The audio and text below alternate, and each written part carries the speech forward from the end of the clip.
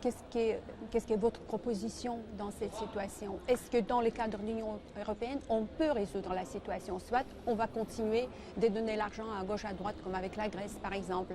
Donc, est-ce qu'il y a la solution dans le cadre de l'Union européenne? Mais j'ai envie de vous dire que l'Union européenne serait une structure pragmatique, qui aurait un but qui serait la défense de l'intérêt des peuples. On pourrait discuter avec elle.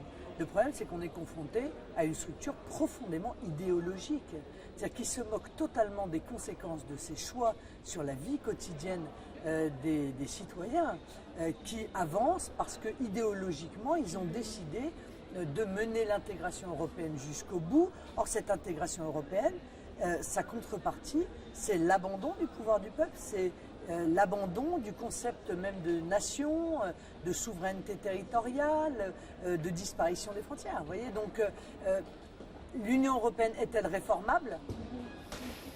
Il n'y a que l'Union européenne qui peut répondre. Et pour l'instant, la réponse qu'elle a apportée, c'est non.